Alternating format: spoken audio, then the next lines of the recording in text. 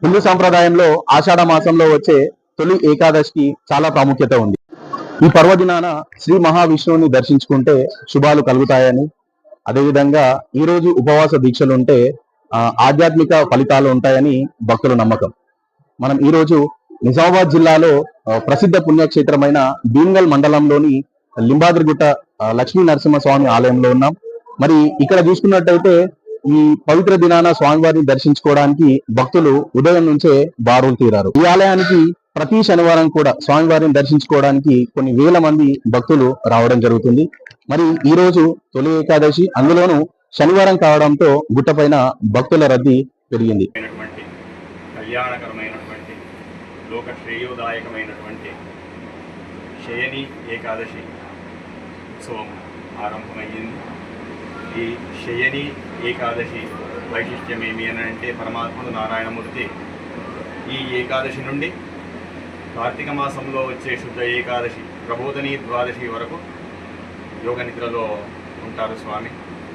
ఈ కాలం లోపల చాలా విధాలైనటువంటి నియమాలు స్వామివారి ఆరగింపులో కానీ మన ఆహారంలో కానీ చాలా విధములైనటువంటి నియమాలు ఉంటాయి.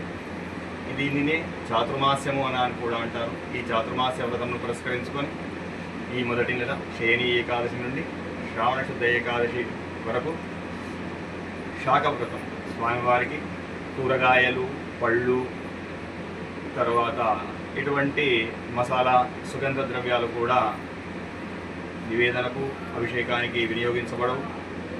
రెండవ నెలలో దధి వ్రతము, పెరుగుతో చేసినటువంటి వస్తువులు పరమాత్మునికి నివేదించబడవు. మూడవ నెలలో క్షీరవ్రతము, ఆ సందర్భంలో పాలతో చేసినటువంటి వస్తువులు స్వామివారికి నివేదించబడవు. నాలుగవ నెల అయినటువంటి దసరా మరుసటి రోజు నుండి వచ్చే ఏకాదశి నుండి లింబాద్రి స్వామి వారి యొక్క కళ్యాణం వరకు కూడా ద్విదళ వ్రతము, రెండుగా ఉండేటటువంటి బీజం ఉన్నటువంటి ఫలాలన్నీ కూడా స్వామివారి ఆరగింపుపై వర్తించబడతాయి. ఇవన్నీ కూడా స్వామివారికే కాదు, స్వామివారు మన శ్రేయస్సు గురించి ఈ కాలంలో మనము వీటిని ఆచరణ చేయాలనే ఉద్దేశంతో వారి నివేదనలు రావు. మనము కూడా అందరము ఈ వ్రతంను ఆచరించి ఆ లక్ష్మీ నరసింహస్వామి వారి యొక్క కృపా కటాక్షాలకు పాత్రలవుదాం. శ్రీకృష్ణార్పణమస్తు. లింబాద్రి లక్ష్మీ నరసింహస్వామి గోవింద. శ్రీ లక్ష్మీ నరసింహస్వామి గోవింద. ఈరోజు తొలి ఏకాదశి సందర్భంగా ఈ లక్ష్మీ నరసింహస్వామి లింబాద్రి గుట్టకు దర్శనానికి వచ్చినాం. ప్రతి శనివారం ఇక్కడ చాలా భక్తుల రద్దీ ఉంటుంది. ఈ తొలి ఏకాదశి శనివారం కలిసి రావడంతో ఇంకా చాలా సంతోషం. ఈరోజు ఇక్కడ స్వయంభుగా నిలిచిన శ్రీ లక్ష్మీ నరసింహస్వామిని ఈరోజు దర్శించుకోవడం మాకు చాలా సంతోషకరం. ఈ యొక్క ప్రతి ఒక్క భక్తులకి ఏ కోరిక కోరుకున్నా ఇక్కడ చాలా సంవత్సరాల నుండి కోరికలు తీర్చే ఈ స్వామి ఇక్కడ నిలుస్తున్నాడు. చాలా సంతోషం. జై శ్రీరామ్.